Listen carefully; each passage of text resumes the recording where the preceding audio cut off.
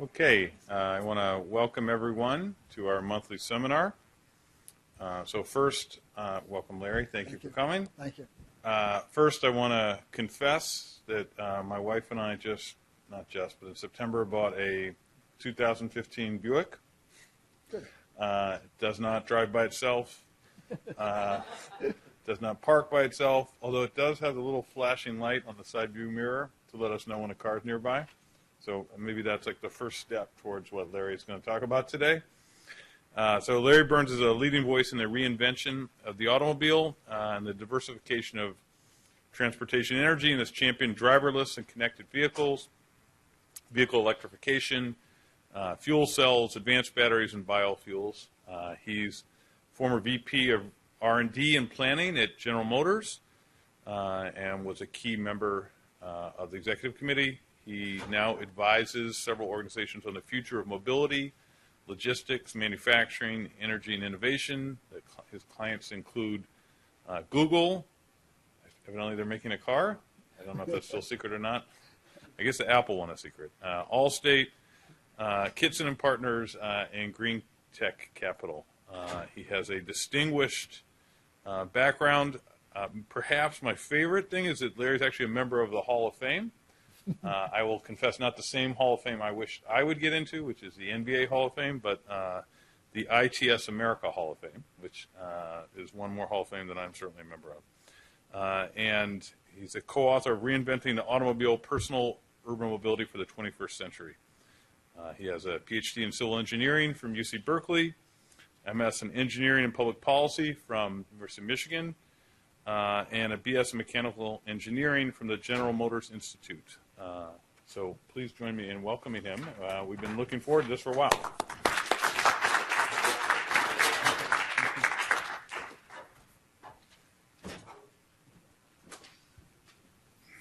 Can everybody hear me okay? Yeah, that's great. Just a little bit more about myself personally. 20 years ago, I woke up in the middle of the night and I lost my hearing. And I lived deaf for a year, and now I hear with a remarkable technology called a cochlear implant. And it made me an optimistic technologist by background. But when you live in that world of the hard of hearing, you have your moments. I was with my wife recently, and we were traveling down south of Orlando, Florida. There's a town down there called Kissimmee. And I said, "Look, honey, we're going to get to go to Kissimmee." And she said, "It's not Kissimmee, it's Kissimmee." I said, "Well, I thought it was Kissimmee." And she says, "Well, I can hear and you can't hear." And I said, "Well, why don't we stop and ask someone?" So we walk into a restaurant. I walk up to the waitress. I said, "Excuse me, can you tell us where we are?" And my wife says, "Say it real slow because he can't hear too well." And the waitress goes, "Burger King." So you don't know what you're going to get. So what I'm going to do is give you a quick run through of the history of the auto industry and then make the case for some very exciting transformational change, sort of with the backdrop of the fact that this history really was based on evolution. Talk to you about driverless cars, connected cars, possible futures, and just how disruptive this technology can be. So let me start with one of my classmates, Carl Benz. 130 years ago, he received the first patent for a gasoline-powered automobile, and it's proven to be a remarkable invention. Not many people realize that his success really depended on his wife, Bertha. She took his car and drove it 66 miles for the first trip between two cities, but more importantly, her dowry funded his business. The speedometer and steering wheel were necessary to make the driving experience possible. Mercedes did the first modern car in 2001. Interestingly, in 1903, it took 63 days for a guy named Horatio to drive across the U.S., and nobody thought he could do it. Just 13 years later, people were driving across the U.S. in 5 days. So if you wonder, can transformational change really take off fast? It certainly did then. We had gas stations. We had automatic starters. We also needed some ways to control traffic with traffic lights. We needed ways to fund roads with gas taxes. The case I'm making here is that the roadway transportation system is a highly integrated, codependent system of vehicles and roads, traffic controls, and funding mechanisms. Then you see in 1939, we start to take the driver workload down with things like automatic transmissions. We're worried about comfort, turn signals for safety. In 1948, there were 7.3 people dying per 100 million vehicle miles traveled, which was a large, very large number. We were getting concerned about air pollution with catalytic converters, direct injection engines. The Eisenhower interstate system pops up, more safety technology. And by 1972, we had cut that 7.3 down to 4.3, but still a high number. I received my first driver's license in 1966. My daughter, who's now 28, when she received her license, she was 1/3 as likely as I was to die on roadways. So we've continued to work that number down. GPS was a very transformational technology for the industry. It set up connected cars or telematics. We get electric vehicles, hybrid, fracking certainly changed the energy landscape. And then the Autonomous Vehicle Challenge in 2007. How many of you heard about that? It was called the DARPA Urban Challenge. It was a race, which we'll talk about more, but very important moment in the future of the industry. Uber was founded in 2009, just 7 years ago. Oil was at $125 a barrel in 2011, and now it's at 30. The Volt, Leaf, and Tesla came out in 2012. The fatality rate per 100 million vehicle miles is now down to 1.1, but there's still 33,000 Americans and 1.25 million people worldwide dying on roadways.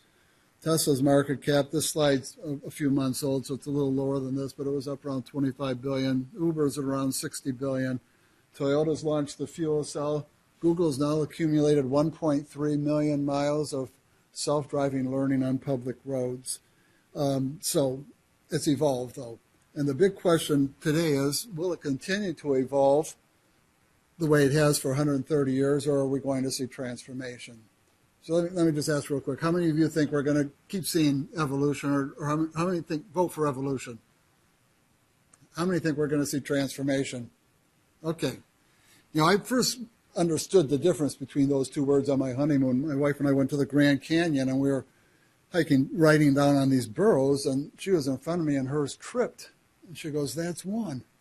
Then it stumbled a little bit later on, and she goes, "That's two." And then it finally really tripped, and she gets off. She goes, "That's three," and pushes her burro over the edge. And I said, "Geez, honey, I know he tripped, but aren't you overreacting?" And she goes, "That's one." So I have not had an evolutionary relationship. I transformed at that moment.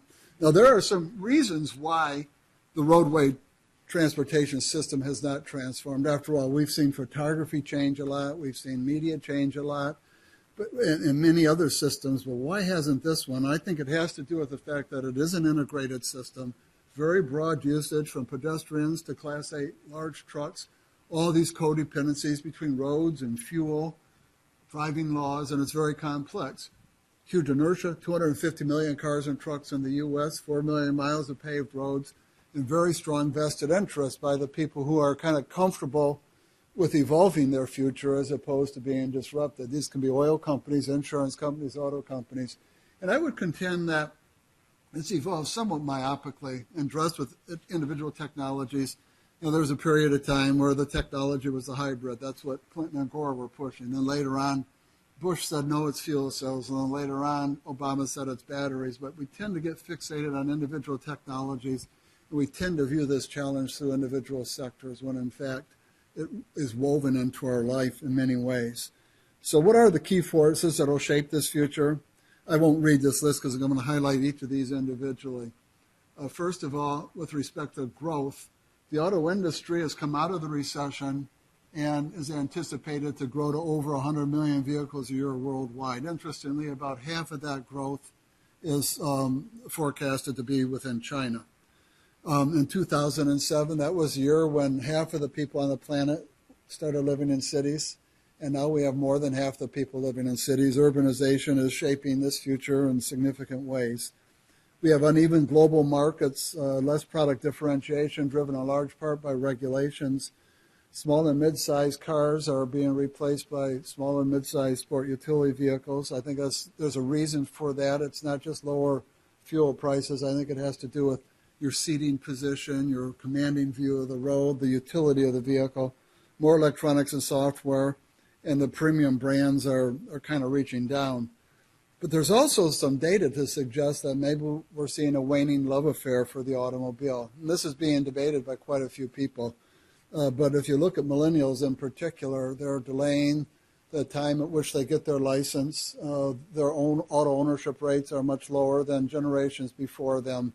And so this love affair, could have significant ramifications.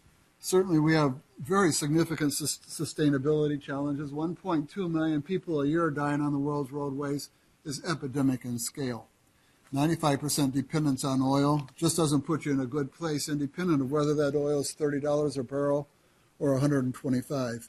Traffic delays, land use for parking and delays for parking, CO2 emissions, aging and costly infrastructure. This certainly is shaping the future and finds its way into regulations, whether it's fuel economy or emissions or fuels or safety. But I want to put some of these regulations in perspective because I think it's going to define how the auto industry plays out. This is a graph that's based on data from a guy named Michael Sivik at the University of Michigan Transportation Research Institute. If you look at from 2008 to 2015, what I'm plotting on the vertical scale is actual miles per gallon. That's the EPA sticker number of the fleet of cars that were built and sold in that year. So in 2008, all the cars built and sold in the U.S. had a sticker average of 20.8.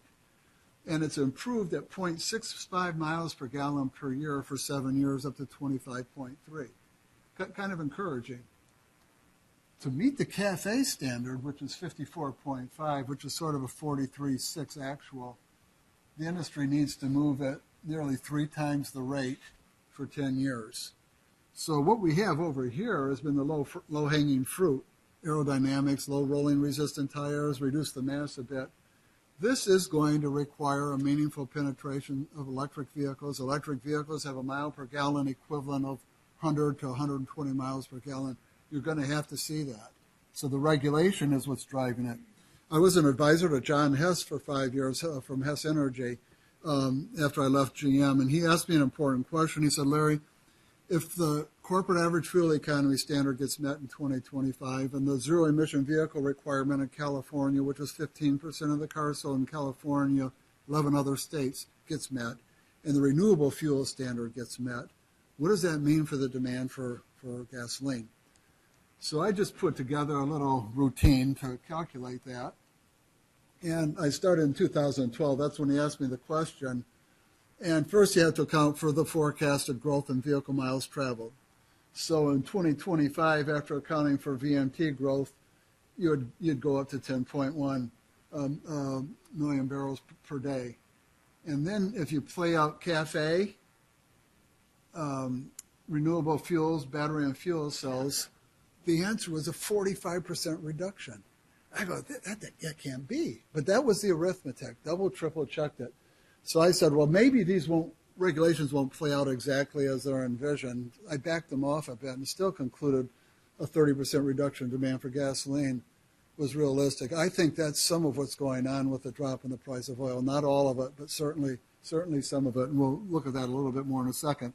So the industry has no choice but to consider a wide range of propulsion systems, and from mechanical drive to electrical drive. And that's how I'd like to think about it, put it into those two categories. Do the wheels turn with torque that's provided from a mechanical system, a combustion engine and a transmission and a drivetrain, or do the wheels turn with electricity through an electric motor? And everywhere in between, from hybrids to plug-in hybrids to extended range electrics, the key takeaway here is all of this is important, especially for the students doing research here. Don't get into the trap that you think there's one right answer and that we all align everything to go after one right answer. I think all of this is going to be extremely important as the future plays out. Now, this chart didn't come through. It just makes the point that there's a wide range of primary energy supplies to enable mechanical and electrical drive. Mass reduction is critically important. The Ford F-150 is the most important brand in the U.S. auto industry. Ford is extremely profitable for Ford, and they sell about 800 to 900,000 of them a year. They decided to go all aluminum. Think about that. The first company to commit such a high volume product on such an important product to save 800 pounds. Now, how much do you think the battery weighs in the Model S? It's about 1,200 pounds. So here's Ford changing the whole way to building their car to save 800 pounds. And here's Tesla saying that the answer is a Tesla where I add 1,200 pounds of battery. Something doesn't seem to balance here. Carbon fiber for the BMW i3. Cadillac is using a combination of high-strength steel, composites, and aluminum. I would contend the best value of aluminum on the cars in the auto industry today doesn't come from the aluminum. It comes from the competition it created with steel, and the steel industry has innovated and created a whole lot of really nice high-strength steels. So you kind of put all that together, and you ask this question, what's going on with these oil prices? And certainly Iran coming on board, the Saudis not turning off the pipelines, some slowing in China. I'd also contend we're just not needing that much more gasoline, and if we play out these regulations, I think it's going to continue to feed that in an important way. So let me kind of wrap up this module quickly because I want to get to autonomous cars. I do think combustion engines and oil will continue to dominate road transportation through 2025. That's just arithmetic. 250 million cars in the U.S. It takes about 15 years to turn over that whole fleet. So most of them are going to remain combustion. Higher fuel economy and electric vehicles are being driven primarily by regulations, not the market. With oil at $30 and gasoline that I bought in Michigan at $1.29 a gallon, left without these regulations, I believe the auto industry would not continue to pursue the fuel economy improvements and the batteries and fuel cell electric vehicles. So if you really want this future to come true, you're going to have to hang tough on these regulations because that's what's driving learning cycles. And that's the key to battery electric, fuel cell electric, and other forms of transportation taking hold is getting to Gen 3, Gen 4, Gen 5 batteries, electric motors, power electronics. And what is going to happen here, I believe, is that it's just going to become easier to do an electric car. So you've got one set of forces pushing the industry toward much higher fuel economy, and they're going to have to spend a lot of capital and engineering to get the weight out of the car with different materials. They're going to be changing their engines and transmissions and spending most all of the resources they have for new product to get to that goal. Meanwhile, the electric vehicles are going to get better and better. The Chevy Volt had a 40-mile range battery in it with a range extender. The Chevy Bolt is a 200-mile range vehicle. And after incentives, it'll sell for about $30,000. I think the key message here is beyond 2025, battery and fuel cell electric vehicles could just become the best way to design and engineer light-duty vehicles. Set aside all the motivations for climate change-related oil dependence. It's just a better way to do a car. It's simpler. Zero emissions is a lot easier to measure than the little tiny amount of emissions that got Volkswagen in trouble. So now let's shift over to transforming mobility. This notion of transformation is always hard to get your arms around. I have a cottage over on Lake Michigan in Grand Haven, which is kind of across the lake from here. And I was walking recently, and I kicked the lamp, and a genie came out, and the genie said, "Larry, you get one wish." So I got thinking. I said, "Well, I wish for world peace." She says, "I can't give you that wish. Don't you realize war has characterized the history of civilization? It's just impossible. There's 30 armed conflicts going on right now. I can't do it. You got to pick another wish." So I said, "I really wish the Detroit Lions would win the Super Bowl." And she goes, "What was that first wish again?" But that's a transformation. And what Carl Benz invented was really quite profound. It was a mechanically driven car with a combustion engine, oil-based fuel, mechanical and hydraulic controls, standalone, personally owned, human-operated, and general purpose. I would contend that if you dug up a 1900 vintage car and a 2000 vintage car and you did a DNA analysis on them, you'd say these cars basically have the same DNA, a century of the same DNA. The good news is we've entered into a period now where there's a new DNA. Electric will drive with electric motors, diverse energy sources, electronic and digital controls, connected and coordinated, shared, driverless, and tailored. I'm going to define all of these terms. My thesis today is it's not any one of these technologies individually, it's all of them together. And it's not new technology alone, it's new technology and new business models. And that's what's driving the transformation.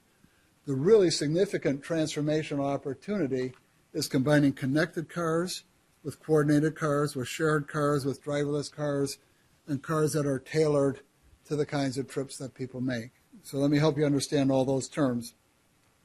I mean, you've heard of OnStar. That's a telematics brand. That's connected. Connected means cars can talk with other cars. That's vehicle-to-vehicle communication, or cars can talk to the infrastructure, V2I, or vehicle-to-infrastructure communication. It's really rooted in wireless communication as well as in GPS transponders. So connected cars are here, and some companies like Uber take advantage of that connectivity. They know where I am, and I'm connected, and I can ask Uber to get me a ride. They know where our driver is, and Uber can ask our driver to come and pick me up. They coordinate my demand with that driver's supply, and Uber makes a lot of money, and people use their cars to make some money that they may not have made otherwise. So there's a lot of benefits, from low-cost insurance to stolen car recovery to enhanced real-time situation awareness, and a lot of business opportunities, from usage-based insurance to fleet management, road pricing, that come from connected and coordinated. That stuff's here in a big way and is maturing rapidly. Shared vehicles are part of this broader type of economy called the sharing economy. Airbnb, for example, my daughters went to Spain last summer, and 80% of the nights they were there, they stayed in an Airbnb room. And it's remarkable how many Airbnb rooms are out there. So some people observed in the automobile world that people are paying $30,000 for a car, but yet they only use it 5 to 8% of the time. And if you were a manufacturer and you did that with your equipment, you wouldn't make a whole lot of money. So shared vehicles are basically the opportunity to take that capital and utilize it heavily by enabling people to share their rides. Zipcar, Relay Rides, Uber, all of those are examples of those companies. Now let's shift over to driverless. Now you might think I'm getting a little bit more futuristic, maybe fairy tale in nature. A mother was reading her little daughter a bedtime story, and the little girl asked, "Mommy, do all fairy tales start with once upon a time?" And she said, "No, most of them start with if I'm elected." But this driverless car is certainly quite real. When I was leading R&D at GM, driver distraction was a very serious issue. It's still a serious issue, and I don't mean to be flippant about it, but I became convinced that driving was the distraction. Why would someone possibly send a text at 70 miles an hour in a 3,000-pound car if they didn't think that was more important to do than to drive safely? So we started working on driverless cars, back 2002, 2003 timeframe. And Google participated in this DARPA Urban Challenge. Larry Page and Sergey Brin attended this challenge in 2007. GM teamed with Carnegie Mellon University, Stanford teamed with Volkswagen. 85 teams thought they could win a $2 million prize by driving 60 miles in a city setting without any driver in the car, without any remote control. 14 made it to the race finals. GM Carnegie Mellon won. Stanford Volkswagen came in second. But the real victory was the technology. And Larry and Sergey hired 15 of these engineers and brought them back to Mountain View, California, and said, "No kidding, how hard is this for real, on real roads with real people?" And they gave them a budget to go out and accumulate 100,000 miles of learning on public roads. And as I mentioned, they're now on the order of 1.3 million miles. This is the Google self-driving car. This is the one that you might be reading about with some testing going on in Austin, Kirkland, Washington, Mountain View. This car does not have a steering wheel, doesn't have a brake pedal or accelerator pedal. And let me give you just a quick briefing on how the technology works. First, you map the route with Street View in 3 dimensions. So you have a reference point for what you should see. Then you have lasers, radar, and camera that are actually seeing things in real time. Everything that's moving, they do a trajectory on, so they do the math for the trajectory. And then they answer 2 questions just like the ones you answer. How fast should I be going, and which way should I be steering? Now you can imagine the massive amounts of data that are involved, from the 3-dimensional map to the sensor-based data, to the algorithms that are doing these calculations, to the decision-making algorithms. And the fundamental idea on Google's part was, if we go out and accumulate enough miles on public roads, they have very, very well-trained technicians and operators doing this learning process. Eventually, they're going to discover nearly everything you could possibly discover. And those that they haven't seen before, they take back what they saw when it popped up, and they write algorithms to deal with it, and then they simulate it for millions and millions of miles, and they build it into their beta version of the system. Larry and Sergey have gone public and basically indicated 2018 is a good time frame for them to be ready with the technology. So a lot more has to happen than technology, but 2018, that means it's a right now kind of a thing. It's interesting how this is playing out. You've got auto companies, Daimlers, BMWs, GMs, suppliers, sort of going off against technology companies, Google, Uber, maybe Apple, Tesla, local motors. It's kind of like self-driving features that are going to evolve into your car, adaptive cruise control, forward collision warning, lane keeping, versus a complete transformation. Google has made two very fundamental decisions in their program. The first is they believe they can make the car drive with these sensors. They don't need any vehicle-to-vehicle, vehicle-to-infrastructure communication. The second decision is they believe it's easier to go right to full automated than to keep you in the loop and take more and more of your driving away from you and ask you to re-engage periodically when the car can't handle the situation. They think solving that last step from a human factors problem is going to be harder than getting to full autonomous. So that's Google's view. Others have different views on that. So why is this so important? Today, when you burn a gallon of gasoline, 75% of that energy, the BTUs in the gasoline, gets lost as heat, and 25% is energy that turns your wheels or creates torque. The car weighs 3,000 to 4,000 pounds. People weigh 150 to 200 pounds. 1% of the BTUs in a gallon of gasoline moves you, the person, the driver. Just 1%. We don't have an energy challenge in transportation. We have a systems design opportunity. And the convergence of these technologies, connected, coordinated, driverless, and shared, gives us a chance to tailor our vehicle designs. Why do our cars need to have top speeds over 100 miles an hour when in most cities the average speed is 25 miles an hour to 30 miles an hour? Why do our cars need to have 4 to 6 seats when 90% of the trips that Americans make are 1 and 2 person? And the range of our cars wants to be 350 to 400 miles when 75% of our trips are 8 miles or less. So this opportunity to tailor the design of the vehicle to the kinds of trips we actually make is a huge opportunity because it lets us get the mass out. If you can reduce the mass from 3,500 to 1,000, that's a factor of 3.5. If you can get to that smaller 1,000-pound vehicle, electric drive makes a lot more sense, and it's 3 times as efficient as combustion. So this puts you in this factor of 10 world of energy efficiency by bringing about this transformation. These are a number of concept cars and production cars that are aimed at this tailoring opportunity. The one in the middle I want to feature in this next video. It's from the Shanghai World Expo. And one of the last projects that I managed at GM had to do with this expo. The challenge that we had was to envision transportation in Shanghai in the year 2030, better city, better life. We teamed with Segway and made a rocking gliding machine. The envisioning of this machine is that it would be connected and it would be driverless and it could serve 2 people. If you wanted to go out in a larger group, you could platoon them together in a group. You could have innovative approaches to getting in and out of the vehicle. You could enable emergency vehicle prioritization because the cars could communicate with each other and avoid each other. You could totally rethink the whole concept of intersection design. Maybe we don't even need traffic lights anymore, where you're basically reserving a space-time path for every intersection.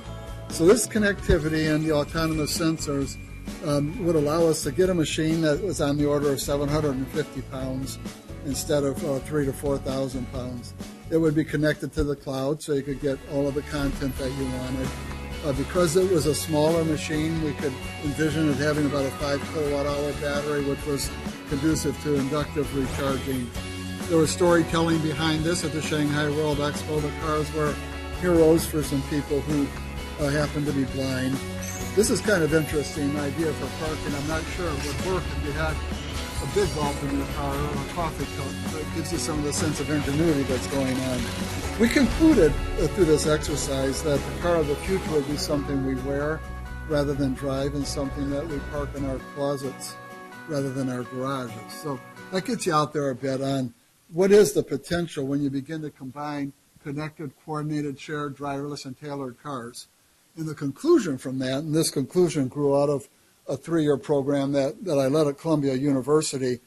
It was the Earth Institute Sustainable Mobility Program. We modeled a whole bunch of cities: Ann Arbor, Austin, Columbus, Ohio, Manhattan, Palm Beach, Florida, all those places. And we concluded that there was an opportunity for better mobility experiences at radically lower societal and consumer costs. What do we mean by better experiences? Safer, more convenient, more productive, more personalized, more affordable. Improve all of those simultaneously. So people are really going to want it. From a lower societal cost standpoint, get the crash out of the system, get the injuries out of it, less energy, CO2, congestion, better land use, and more equitable access. All of those together, not as a trade-off. And we're really curious, what might you be able to do? Yes, go ahead.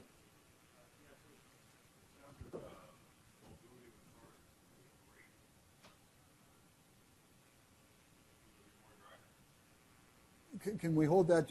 I think possibly, yes. We're going to talk about that. Yeah. It's a very important question, yes. So we looked at Ann Arbor, and 285,000 people, 130 square miles, 200,000 vehicles. 120,000 of those cars kind of stay in that little red area around Ann Arbor and Ypsilanti. 4 trips per day, 8 miles at 30 miles per hour, 1.5 people. Only utilize the cars 4% of the time. So we asked the following question: satisfying the exact same travel demand that these cars satisfy, the same trips over the same times of the day at the same distances and stuff, how many shared cars would you need and what would it cost? Turns out you can do with 18,000 cars what those 120,000 cars do. And do that for 75% less out-of-pocket cost. We can respond to people's requests for rides in less than 2 minutes with the fleet size that we have.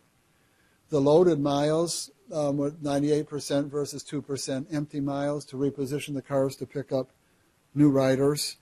We could eliminate the parking costs, its inconvenience and land use. And we didn't even factor in the time benefit with these numbers. The results were really compelling. They held for all these other communities that we studied as well. You might ask, well, what about time value? If you're moving at 30 miles an hour and you make minimum wage, you value your time at 25 cents a mile. If you make median income of $25 an hour, that's 83 cents a mile. And if you're fortunate enough to be in the 90th percentile at $50 an hour, that's $1.67 a mile. So you put all that together. Over on that side is what it costs, both in terms of out-of-pocket expenses of 75 cents and time value expenses from minimum wage to median wage. You're in the $1 to $1.60 range.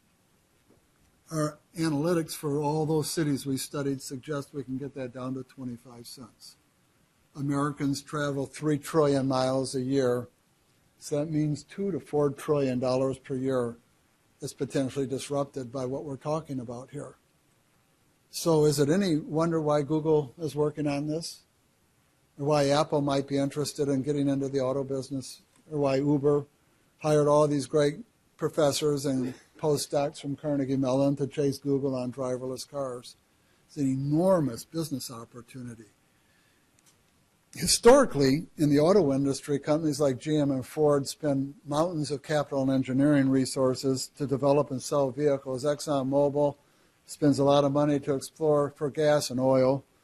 And Allstate and State Farm protect you against risk. The new business model appears to be one which involves selling miles, trips, and experiences. At 3 trillion miles a year and a profit of a penny a year off of that $1.60 starting point, you make $30 billion. That's Apple, ExxonMobil kind of profitability. You say, well, you're not going to get 100% market share. I agree. If you get a 10% share and you make 10 cents off of that $1.60 to 25 cent opportunity, you make $30 billion. So this is a huge opportunity for those companies that get it right. And it's not just moving people. If you look at goods movement, you have a similar opportunity, better logistics services at lower operating and societal costs. All of these are examples of driverless truck programs that are going on around the world. Mercedes came out with this truck within the last year, Mercedes Truck 2025. I'll quote them: autonomous driving will revolutionize road freight transport, reduce the number of truck crashes, create major benefits for everyone involved, change the role of drivers in the future, and make truck driving a more attractive profession. It turns out, if you take the cost of the labor of driving the truck out of the system, and you look at the improvement of fuel economy by platooning these autonomous trucks, you can reduce the cost per mile by about 40%. Perhaps better yet, in an e-commerce world where everybody wants one-day delivery, you can grow the area that you can serve within one day by those trucks by a factor of 4. So let me go back to the question we started with. Is roadway transportation ripe for transformation? You certainly can make a case that new technology and business models are converging rapidly, but you could also say that the current system has huge inertia due to its scale, its installed base, and its vested interests.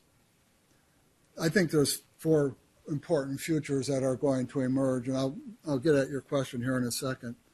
They split in terms of whether the driver stays in the loop or whether the car is truly driverless. No kidding, you're selling cars without steering wheels, brake pedals, accelerators. And it also splits based on whether you decide to personally own the car or whether you're using a shared service. And that sets up 4 possible futures. The current automobile system, personally owned with a driver. The Uber kind of world, new mobility systems with a driver. A new age for the automobile. This is where you're actually creating driverless cars that people purchase and own personally, and a new mobility age where those driverless cars are being shared. So let me explore each of these a little bit more. There's significant value already being realized in the current system with connected and coordinated. But as I mentioned before, yeah, Sam, go ahead. When you say shared, all you mean is that like an Uber service that's going on multiple people, but it's not necessarily increasing load factors. That's right. You could buy a car and ride it to your office, driverlessly come to your office. Rather than having it park, you can hand it over a relay ride and let it be shared during the day, and somebody else can utilize your car, and maybe you get 3 or 4 trips sold while you're here at work. And as long as it's back here at 5:30 to take you home, that's great. So you're sharing the vehicle, and people are having shared rides. And all the way up to somebody might have a franchise called Magical Vehicles, and they've got 18,000 cars in Ann Arbor providing all of the shared mobility in the Ann Arbor community. Okay? So the current automobile system, the challenge the auto companies have is how are they going to find enough resource to meet these aggressive fuel economy regulations and zero emission vehicle requirements and still stay in the race against Google, Apple, Uber, Tesla on self-driving cars, especially if their approach is to evolve self-driving features which keep the driver in the loop and end up adding more cost to the car. I personally think this is a dead end for the auto industry. They're going to have to think differently. The new mobility markets are already here with Uber, so I won't dwell on this. Over 1,000 cities worldwide and over $6 billion revenue by 2020 for these shared kind of companies. So this is a proven model. Now the new automobile age, that's driverless cars sold to you personally. I actually think a driverless vehicle could cost less than a comparable human-driven vehicle. A lot of people find that a little surprising, but the parts that you add might cost less than the parts that you remove. You're going to add sensors, processors, and software, but you're going to get rid of steering wheels, brakes, accelerator pedals, instruments and gauges, and some airbags. Better yet, you're going to be able to tailor the vehicle for 90% of the trips, which are two-person, which will get a lot of weight and material and even more parts out. So to your question, will we end up driving more? I think you could see a future where the cost of mobility is really, really low. Maybe even so low that it's almost as free as information is today. Some people would argue that that means we're going to have more sprawl, we're going to live farther away from our places of work. You know, I've studied transportation for most of my career. We have time budgets as well as financial budgets that tend to constrain to some extent the amount that we travel. We tend to want to spend about 90 minutes a day moving around. So I'm not totally convinced this will lead to more demand for travel. It could, but I would argue that if it does, we're going to be moving around in dramatically more efficient machines if we do that. Personally owned vehicles can also be shared, as I just mentioned to Sam. There's new ways to serve people not owning cars. There's a lot of people who are poorly served by today's roadway system. Older people who really probably don't have the skills to continue to drive. Young people whose parents are real busy, but they want to get somewhere, some disabled people. So there's a chance you can grow vehicle miles traveled by serving people better who don't have cars. New premium experiences. This is Mercedes' interpretation of that. But let's look at this last quadrant, the new mobility age. Driver-assured vehicles top the driver-shared category because you don't have to pay the labor for the driver. That's about 30 to 40 cents a mile. You free up another seat for a rider, and then you don't need to interact with the driver. So basically, there's some advantages. Driverless shared tops driverless personal, so those two upper categories, because of higher capital utilization, lower depreciation, greater convenience, no parking, no fueling, no shopping for a car, no maintenance, no tickets. And quite honestly, a lot of those things I've listed there are not pleasant experiences. We would view them as neutral or negative, and you just soon not have to deal with them. Yes, go ahead.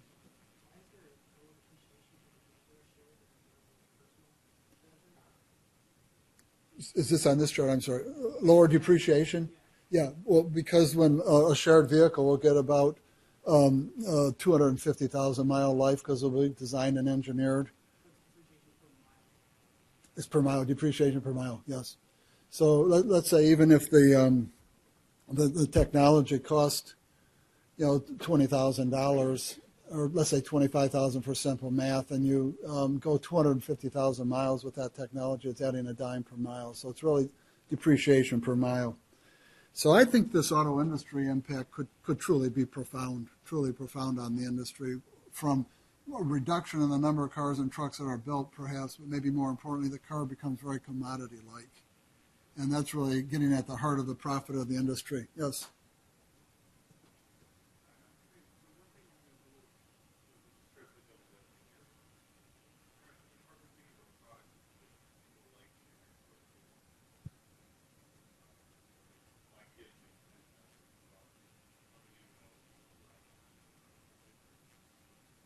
Well, Airbnb, people tend to like sharing Airbnb, if I understand your question correctly. Yeah. Yeah. If you look at Uber, if you look at the data for San Francisco, Uber, the number of miles Uber is selling far outstrips what they've taken from the taxi industry. So they're really getting people out of their cars and they're sharing. I'm not saying sharing is for everybody. The last thing I want anyone to conclude is that there's one future here and everyone's going to be sharing. And the economics, and by the way, I'm putting 4 futures out there, not one future, enabled by the technology. But certainly there are people who are comfortable sharing.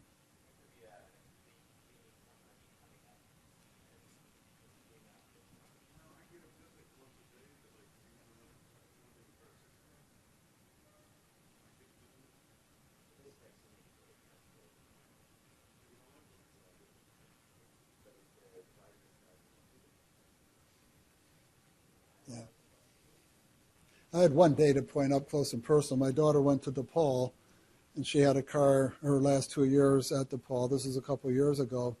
And she was spending more on Uber per month than she was on her car per month because the shared ride, the shared service, it was the parking hassle and all of that she got out of the experience. So we'll see where this lands. But these 4 futures, I think all 4 of them are going to play out. Yeah, go ahead. I'm sorry. Yeah.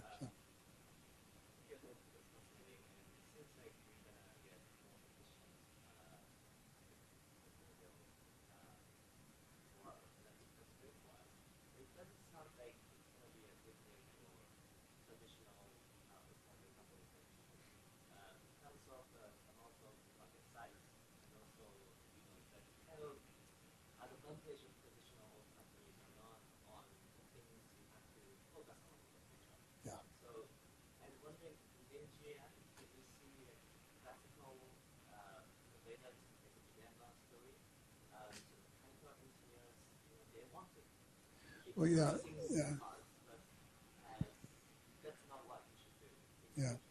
Well, just let me qualify my answer. I left GM in 2009, so I can't speak for the current GM. It's been nearly 7 years since I was on the leadership team there. But I've been paying very careful attention to the traditional auto industry.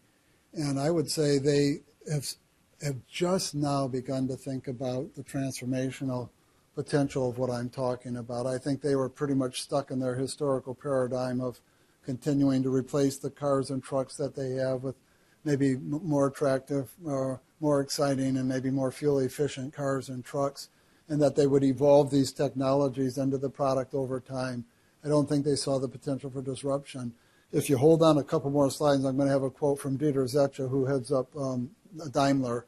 I think that'll give you a sense of how that perspective is changing. The question is, have they moved soon enough, or have they let themselves get so far behind the Googles that'll be tough to catch up? Yes, go ahead here. So each of these things kind of represents a niche market, but there's going to have to be movement towards it. It's clear to see in some places where incremental improvements that will sort of contribute to this transport system. But for something like the driverless sharing or driverless in general, what are other players involved in something like the insurance industry or something like that? There must be. Yeah. Are there any other bottlenecks beyond? Well, I do advise Allstate. I can't talk specifically about what they're doing, but because I study the insurance industry more broadly, I can tell you the opportunities and risks that they see. Cars are not going to crash nearly as frequently, and they're not going to crash as severely as they've seen in the past. So you could say that could be the demise of the car insurance industry. There will be liabilities, but most traffic safety experts believe we're going to eliminate 90% of the crashes. At the same time, a connected vehicle allows an insurance company to really look at you individually in terms of your actual driving behavior and your real risk and real-time situation awareness, so they can innovate a lot of products and a lot of pricing strategies aimed at trying to keep you out of harm's way and almost pivot from selling insurance to selling assurance. So the goal isn't to financially reward you when you get injured in a car crash. The goal is to not have you get in a car crash.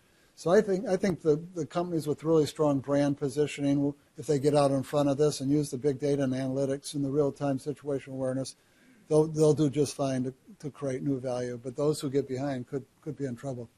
Here, please. Here, two questions. Can you assess which of the current manufacturers, car manufacturers, are more likely to make the cut and least likely to make the cut?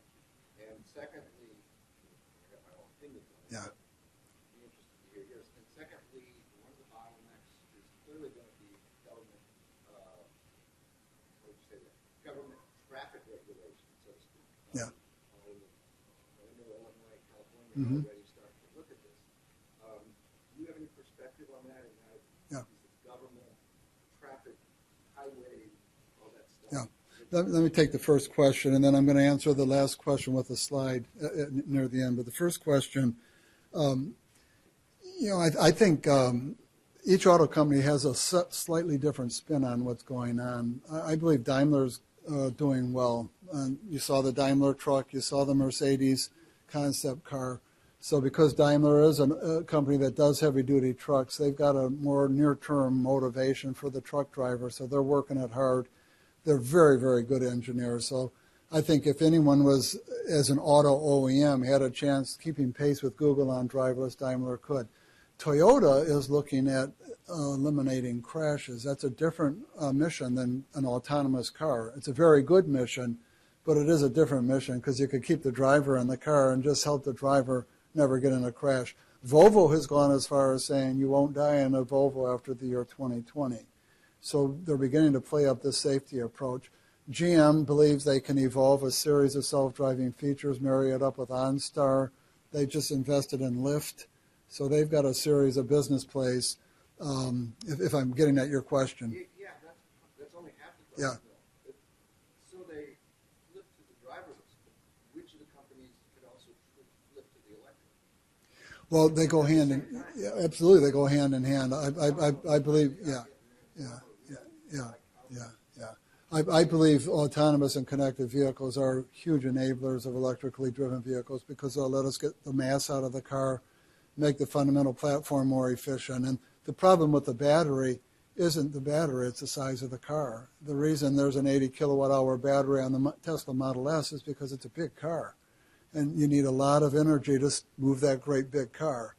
So I think these are very synergistic opportunities to get to electrically driven, zero-emission, renewable energy vehicles. The pathway, I think, is through connected and autonomous. So I'll answer your last question near the end here.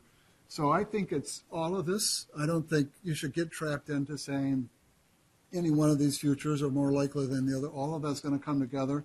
There'll be new technologies and new business models. There'll be new opportunities and threats. And the key questions, I think, are who, how, and when as this plays out. This is my effort to try to draw the future business ecosystem, the who. So today there's an ecosystem, the GMs, the ExxonMobils, the Allstates, the codependence between all of them. There'll be customers, service providers, Tier 1 suppliers, Tier 2, Tier 3, and system enablers. And there'll be a lot of names of companies we haven't even heard of yet that are going to emerge and 10 years from now be major players in this future industry. In terms of how, I think there'll be several possible futures maturing simultaneously. You're going to have the incumbents going at it with the disruptors. You're going to have those with vested interests going at those who could be new winners. And that's just the political, regulatory dynamic, the communication, the media dynamic.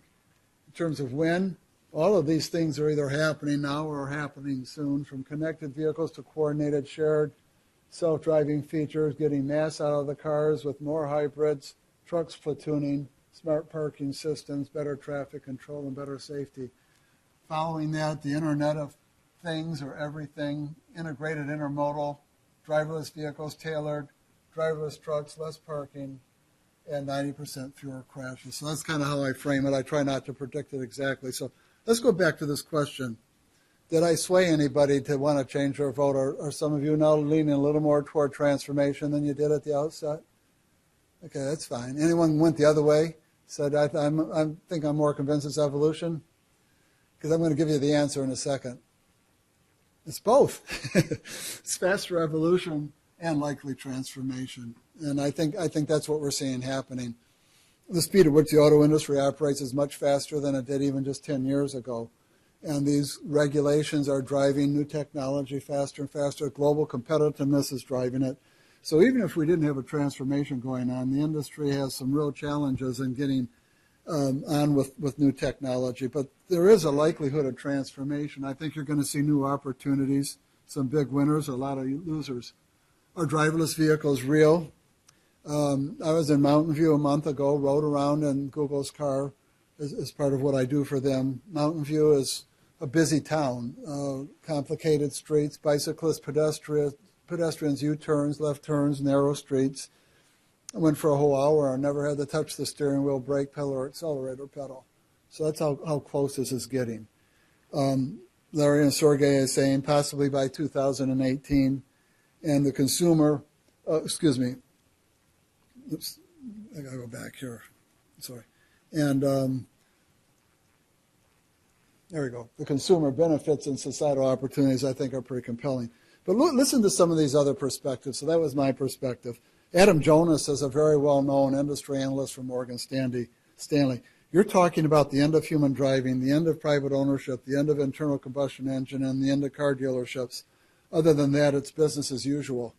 So when you got a guy like Adam who's rating your company and has some say about how valuable your stock is, making these kinds of statements, it's kind of a headache for a CEO of a major auto company. But here's another pretty well-known guy, Warren Buffett. Self-driving cars aren't coming soon. I can't foresee even 2% of total sales in 2030 being self-drivers. I think it's a long way off it. It'll happen. So it is fair to say, who do you believe here? I mean, yeah, I'd probably take Warren. He's a little richer than Adam, but at the same time, I think Adam's making some pretty compelling points. Look at Dieter Zetsche. He just completed a tour of Silicon Valley. So you know these companies are letting him look under the tent. Apple and Google have made more progress on self-driving cars than previously assumed. And I said his company is probably the best positioned auto company in all of this. This one I think is even more meaningful to me because it's a young entrepreneur named Jeremy Welch. I read his blog, and he said self-driving electric vehicles will kill these businesses: car insurance, car dealers, rental cars, gas stations, auto parts, auto mechanics, collision repair, truck stops, car parking, washes, big box stores. I suspect Jeremy's not investing in any of those. And if this young guy can see this, who else is seeing this kind of thing, and how is that playing out in the stock market? So let me wrap up. I think most importantly, autonomous and connected vehicles are a promising cure to the roadway safety epidemic that's going on out there. 1.25, 1.3 million people a year dying on roads. I'm convinced as a transportation engineer, traffic engineer, that over 90% of the crashes can be eliminated because they're due to human error. But it's not risk-free.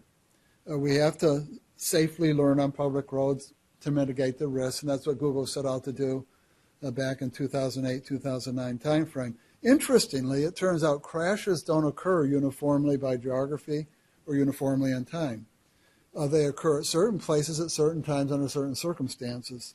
So connected vehicles can enable real-time situation awareness. You combine historical and real-time data, advanced analytics, and keep people out of harm's way. So I think that's an even added benefit of the opportunity to eliminate crashes. Just don't go expose yourself. For those of you who have kids who are going to be young drivers, and I went through that with both of my daughters, I mean, what you try to do as a parent is you just don't let them be out on the road with the car when you know the risks are higher, Friday night, Saturday night, when the bars are closing and things like that. So autonomous vehicles can avoid these risky situations. We can't let technology get in front of safety, but we must also realize its full potential of promising cures as soon as possible. You know what? If we can eliminate 90% of the fatalities through this, if we can get to that goal one day sooner, we've saved 3,000 lives. You say, where'd that arithmetic come from? 1.2 times 90% is a million, and we're going to eliminate a million and divide that by 365, and it's 3,000 lives. So speed is important here. We need to get to this end goal. Another thing I find very intriguing, it's a term I've coined. I don't know if it'll get very far, but I mean, how many of you have paid attention to what happened with secondhand smoke? It was pretty clear, because I'm older. I used to have an office mate that smoked. My father smoked, and we didn't think much about the fact that I was breathing in their cigarette smoke, but it turns out that was creating a risk called secondhand smoke. Once that was understood, it was amazing how quickly smoking was eliminated in public places. So will we have the same reaction to heavier, faster cars in urban areas? So the idea is if you want to own a heavier or faster vehicle, you can, but you must pay for the risk side effect you impose on people who move around in lighter, slower vehicles. So I call that secondhand physics. So you could do a tax the externalities caused by these heavier, faster vehicles, a graduated tax rate in line with either momentum or kinetic energy. Yes?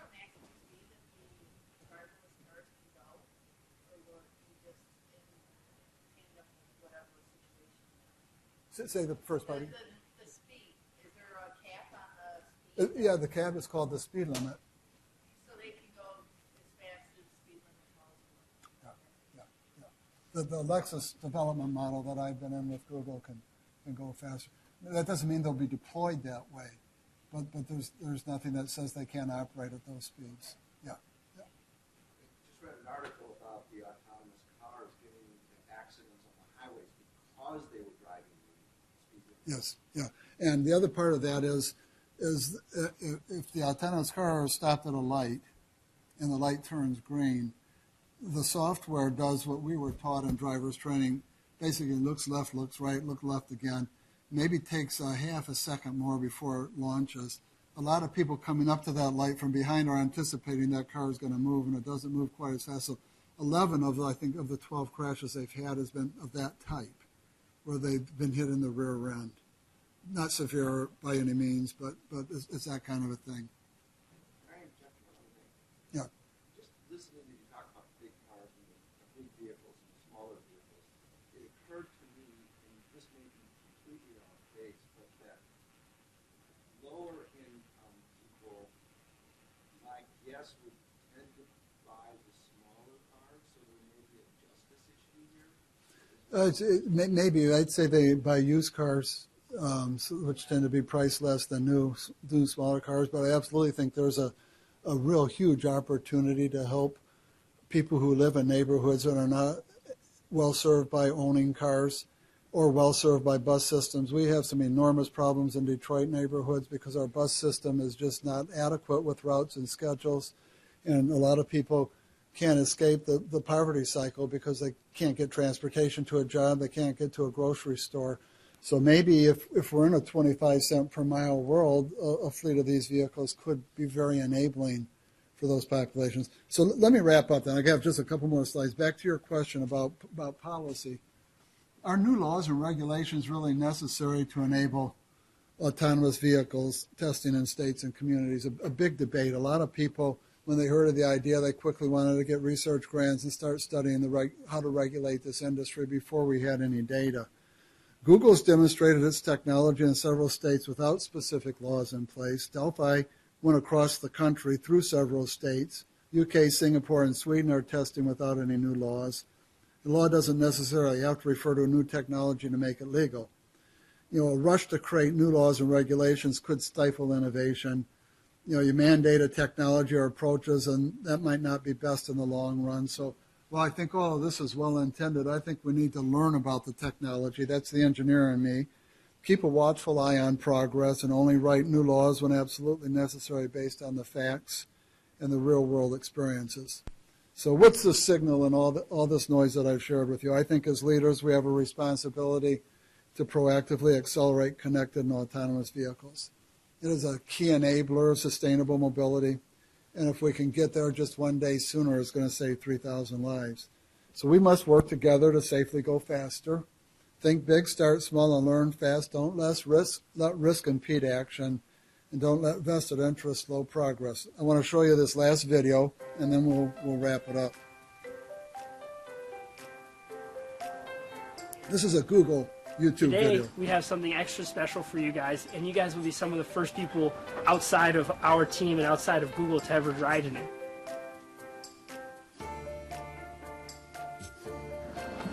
Oh, there it is. Oh, isn't that cute?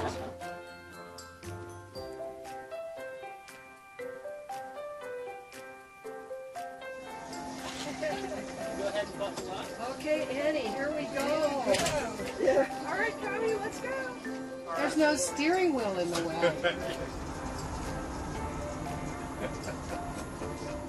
It was a big decision for us to go and start building our purpose-built vehicles for this. And really, they're prototype vehicles. They were a chance for us to explore what does it really mean to have a self-driving vehicle. But in the small amount of time we've been working on it, we have functional prototypes, and that's exciting. It's really cool. It was like really kind of a space age experience. Okay. Hooray. We're like queens. Yeah. You said relax. You don't need to do nothing. It knows when it needs to stop. It knows when it needs to go. It actually rides better than my own car. Yes, sure. What she really liked was that it slowed down before it went around a curve and then accelerated In the curve. She's always trying to get me to do it that way. That's the way I learned in a high school driver's ed. So if I had a self-driving car, I could spend more time hanging out with my kids or helping them with their homework, even just tending to them, finding out how their day was and not having to wait till you get home and have dinner and all that. So it'll be good. Human feeling of it is very well engineered, and it is very smooth. There's nothing that makes you feel the least bit threatened. It's impressive. I'm totally in love with this whole concept. Our lives are made up of lots and lots of little things, and a lot of those little things for most people have to do with getting from place to place. And in order to connect and do things, be with people, go places that they need to go and do things. And so there's a big part of my life that's missing, and there's a big part of my life that a self-driving vehicle would bring back to me. This is the first step for us, and it's really exciting to see the progress we've made. The opportunity for people to just move around and not worry about it, it's going to be incredibly empowering and incredibly powerful for people. I love this!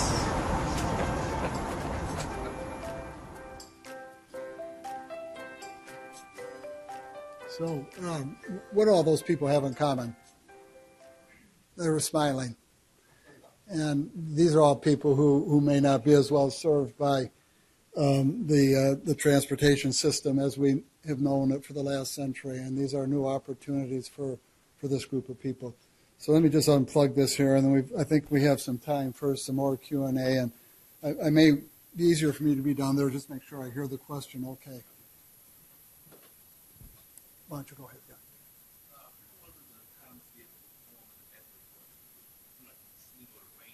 Yeah. Yeah. It's doing okay, rain. Oh, yeah. How does the autonomous vehicle do in adverse weather conditions?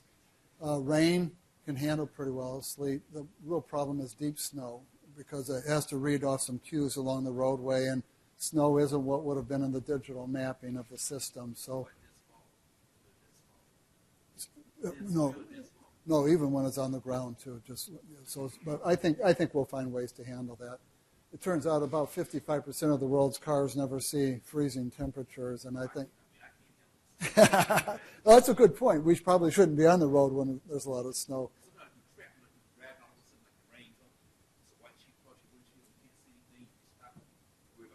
It might do better than a human-driven car in that situation. Yes, go ahead. You mentioned special interests two times, I think, and certainly in the case of cigarettes and fossil fuels, it's been the case that special interests have mobilized in a huge way to keep change from happening, and they've been effective to a large extent. Do you see this happening yet? Do you foresee it happening soon? I saw it happening 2 or 3 years ago. I was sensing it because I speak on this subject a lot, and but it seems like in the last 6 months, it seems to be a lot of those voices are now saying we're getting on with the future. I do participate with an organization called SAFE. It's called Securing America's Future Energy, and they realize the energy benefits of autonomous and connected, and they're very, very experienced at getting in front of vested interests. So we're trying to craft strategies to deal with that. So there's a lot of groups like Mothers Against Drunk Driving and AARP and others who have reasons to want to be in favor of this. So can you get that coalition and try to get in front of some of the vested interests? Sam?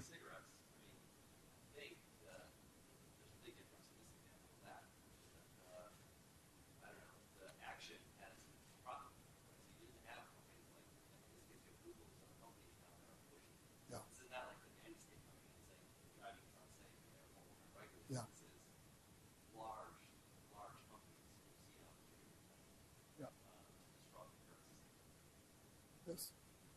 One of the things that's really stopped autonomous driving for a long time has been the risk of losses. GM, Ford, Chrysler, all these companies are terrified of what this means. They need waivers. Google has essentially gotten itself a waiver to get as far as it's got. They're working on it's that legal framework, I think, protection that they're looking to move forward. Yeah. Are people working on that front? Oh, they're working very hard on it. How many of you here are lawyers? You know, if there are 2 lawyers hanging by their fingertips from a cliff and you could only save one, would you go to lunch or read the newspaper? So, no, I don't mean to be flippant about that. It's a very serious issue, but I'm encouraged by Secretary Fox and the NHTSA administrator, Rosekind, and those folks are taking some lessons from the aviation industry where they've become very proactive, the industry and the regulators, in sharing data, going from a world where maybe there was a tendency for the industry to hold back on sharing information because the regulatory agency would punish them so quickly versus it's okay to surface something. If you're a pilot and something happened, it's okay to come and share that with everybody involved. And I'm seeing more of that in the auto industry. Electronic stability control was a technology that's probably just second to seatbelts in terms of its safety effectiveness. And many of the auto companies decided to make a standard before the regulators even wrote the regulation. And there was an openness in sharing the data with the regulators that moved this forward proactively. So Secretary Fox and the NHTSA administrator, I think, are being more open-minded.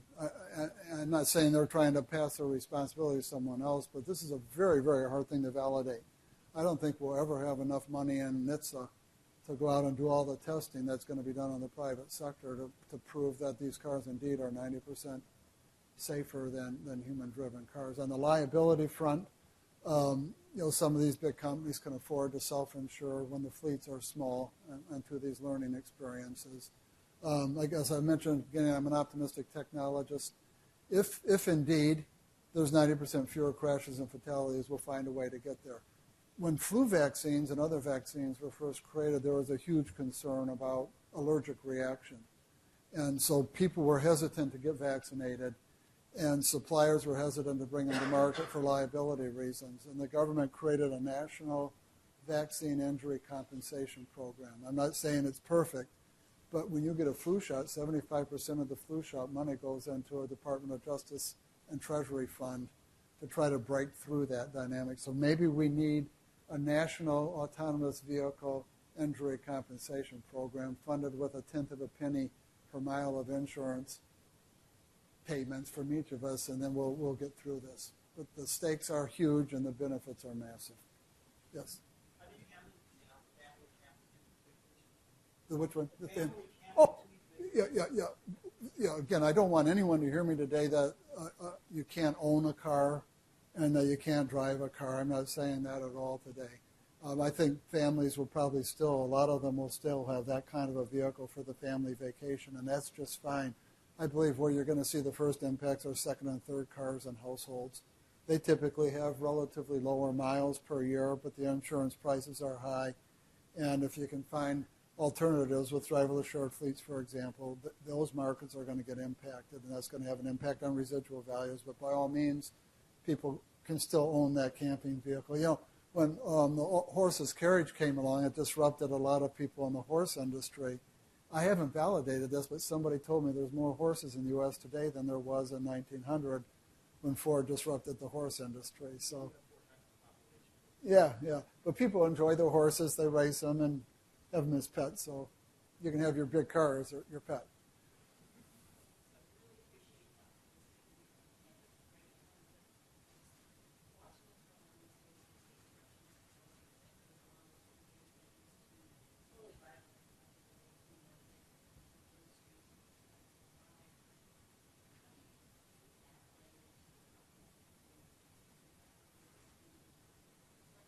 It will. It will, and we're just going to have to keep persevering, and hopefully we'll get enough evidence. You know, there was a famous baseball movie called Field of Dreams, and it was, if I build it, they will come. The position I take on this is if we can show real people what's possible here, one community, 1,000 vehicles, and letting these vehicles serve people to the full extent we envision, I think it's going to be really, really hard for a lot of people to look at that and say, I don't want it, and have the obstructionists win out in that particular situation. It is interesting. I mean, you could, either you're for Uber or you're not, but Uber went into a lot of markets and they're being told, no, you can't do what you're doing. In fact, we've got regulations against it. And, you know, I'm not saying I would be that kind of business person, but Travis just, so what, I'm going to do it anyhow. And people like it so much that they haven't been kicked out of those communities. So I think it's going to take some courage. And I've learned in my career, be willing to be told no at least 4 times before you even begin to think about giving up on an idea. Yes?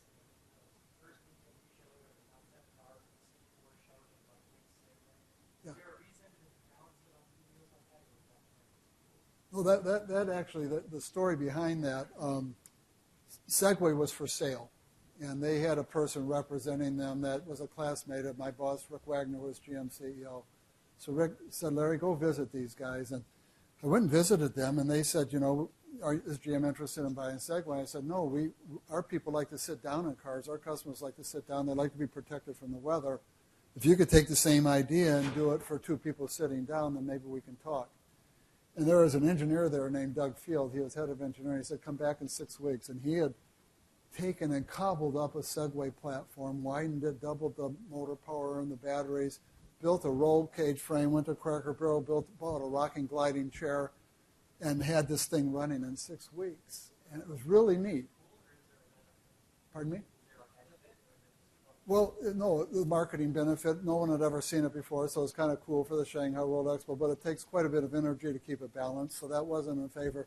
It's kind of hard to stop, that wasn't going to be the production pathway. I showed it kind of quickly. The production version of that on my slide was in the lower left corner, and it had 4 wheels instead of 2. But we actually built a number of them for demonstration purposes at the Shanghai Expo, and they literally went out and danced around as part of a big show at the pavilion and things. Yes? So, what do you presented as, earlier question said, a very optimistic vision of this future. But what's the flip side? What's the most likely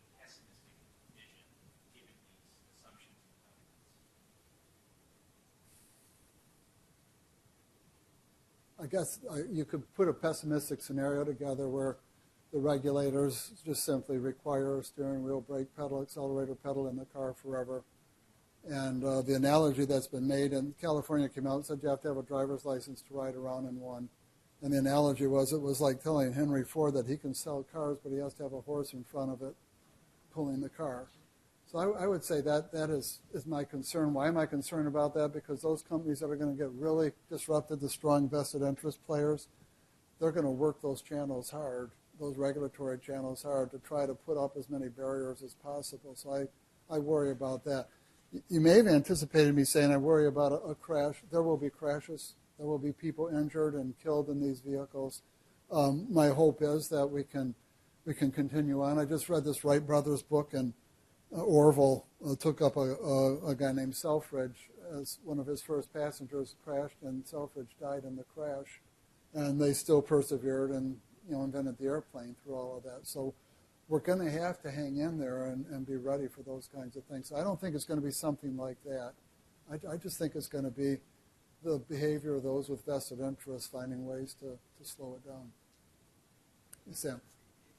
When I think about the incremental pathway for this, I can definitely see how companies like could start to roll some of these out in cities. And how the current per model, how a lot of times those might be like, they might be better. And increasingly, I think I've noticed a lot more conventional methods. Yes. And it seems to me that that would be a first important step, but there will be probably a lot of market that can meet by just doing that. Absolutely. So you go around cities just in the United States, major cities, you have increasingly, young people, and I just think about, Florida, downtown Chicago. And it may be that step in the process, that step in the evolution lasts for a long time. And then I start to think about the associated increasingly vehicle miles traveled. It seems to me like there might be a very long part of this evolution where the internal combustion engine is a key part of it. Your sort of hypothesis on the electric drivetrain being part of this is a little bit based on mass production and smaller vehicle. And I guess I could see that in the distant future, but I could also see a very long interim where it's just maybe a conventional hybrid, but it's still a nice powered vehicle, and a vehicle that looks very similar to what we think about today. And that's where I start to wonder about potentially climate. Well, let me explain my position a little bit more, Sam. I know there's been a lot of people who gave up on fuel cells. One really important company didn't, and that's called Toyota. And Toyota has come right out and said that they're going to be out of the combustion engine. They put it out longer than I would put it out there. But basically, my thesis wasn't getting the mass out to enable the battery electric. My thesis is designing a car on electric drive. It's just an electric motor and some power electronics and energy storage compared to 9-speed transmissions, combustion systems that are enormously complicated to control. The most sophisticated computers you can find. It's just going to be so hard to get to these goals with a combustion-based platform, and we're going to see a maturing of the key enablers of electrically driven, that I think the industry is going to reach the conclusion it's easier to architect our platforms around electric drive. A lot of things Tesla talks about is the interior spaciousness of their car, and you look at the proportions that you can get for the design of the car. So that first slide I put up, I hadn't gone through connected and autonomous when I got to that point. I hadn't made my mass reduction arguments at that point. I'm basing that conclusion on, Einstein always said the best design is the simplest one that works. I believe if we had no automobiles at all and people were starting from scratch today, and they said, what's the most intelligent way to move people around in machines, they would go with electric, not combustion. The only reason combustion's hanging in there is it's got 100 years of learning behind it and 100 years of capital invested in the plants that are doing it. So sorry to cut you off on that, but I want to make that clear. No. Yeah. But, okay. I mean, a shorter way of saying the reason combustion is hanging around is economics. Right? So for a personal use vehicle right now, the economics just aren't quite there yet. Not quite. Not quite. And they may be, in the next 15 years, but let's just take a very pessimistic view and say that it won't be for another decade. Yeah. That the economics are really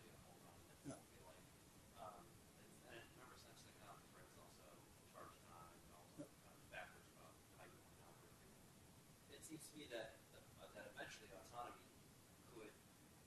could knock a lot of those barriers down. It won't knock the Oh, it could. It will knock could. down charge time and all those other things. It could. And so I can see how it will be integrated at some point, but I keep going back to, it seems like in that sort of like autonomous Uber model, that those powertrains are going to be enough to choose. I think those cars want to go about 200 to 250 miles a day, and I think they're going to be cheapest on a per mile basis, so it'll be the energy cost. So hybrid certainly is going to be better than pure ICE. I agree with you, but that's not all bad to get a whole lot of miles on hybrids that are far more efficient than pure combustion and play this thing out. The worst thing that can happen here, quite honestly, for the concerns you're raising, is that we blink on 54.5 CAFE in 2025. If you lower that number or you push it out, I will guarantee you the resource spending on the auto industry will change, and they will be able to build more SUVs and more of the kinds of cars that are even more concerned about. Yes? Well, two things.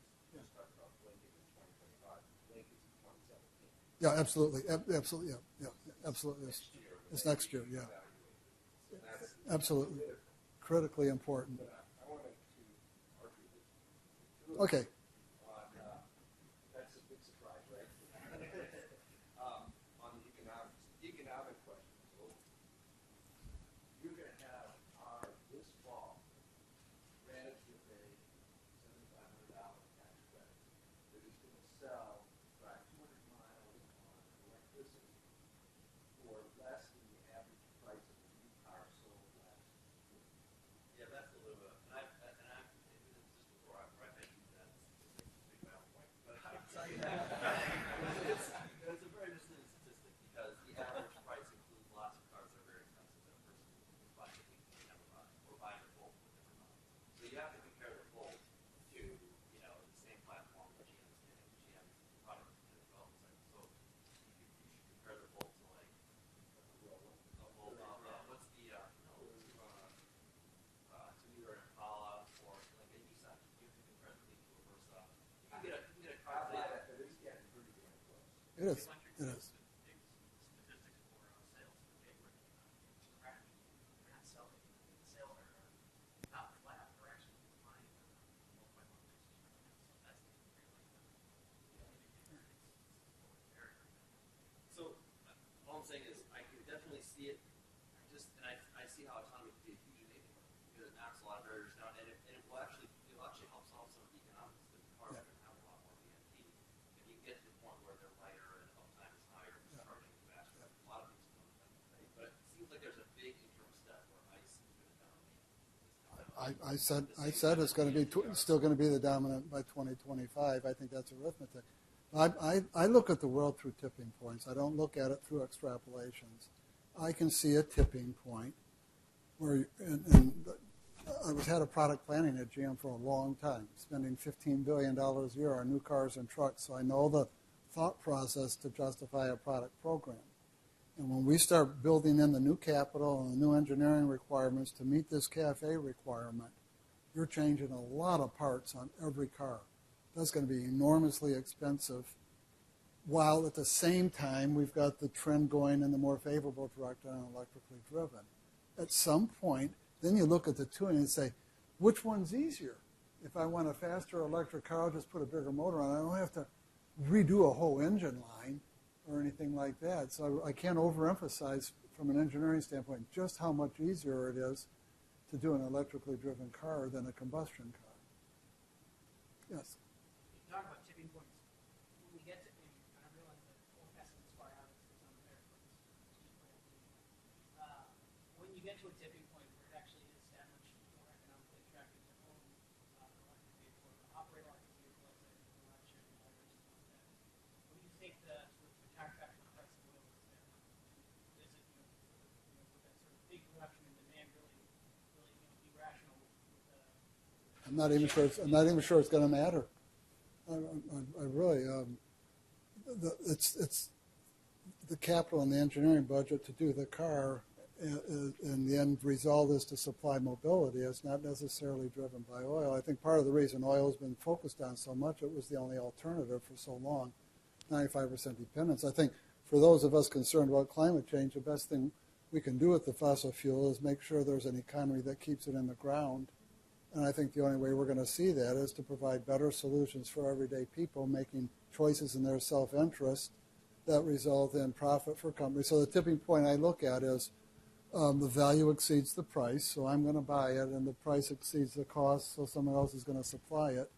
And so you have to focus in on that, making the value for the mobility system to be so much more attractive relative to the price and relative to the cost, and this thing will take off. So I think Google or Apple or Tesla can make a heck of a lot of money with the kind of model I talked about here, $1.60 down to 25 possibility, and I do think it's going to be a better mobility experience. I look at my kids. My daughter used Uber instead of her car because of the parking hassles. Manhattan only has 20% of the people owning a car because parking is such a hassle. So I think there's a way to get there that may even be independent of the price of oil. Was there another other question over here? I'm sorry. Go ahead. Does you and others in the industry take into consideration what I would call are related to the smoking issue? At some point, tipping point, if you showed up at a party and you pulled out a cigarette, everybody looked at you. What the hell are you doing? Right? Whether there was legal or not. Yeah.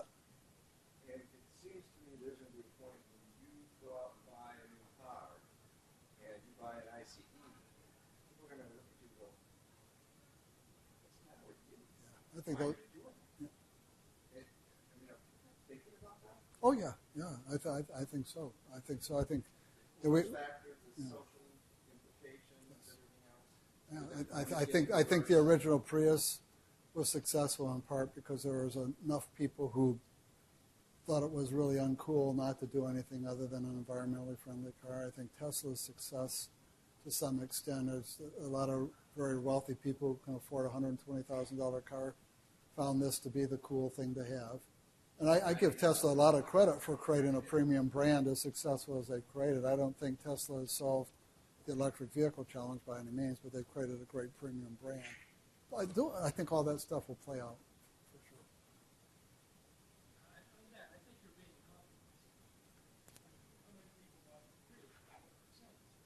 I agree.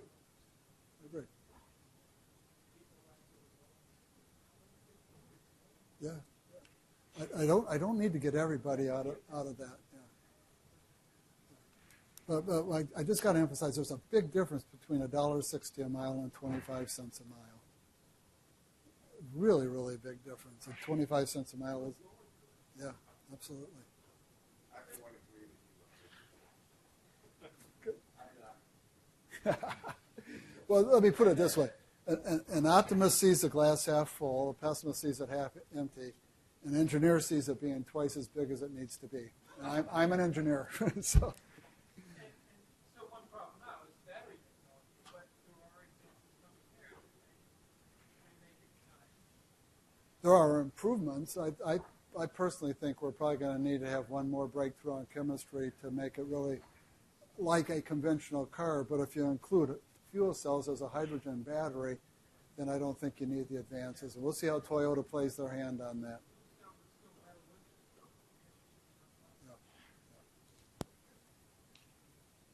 How do you evaluate fuel cell versus battery technology?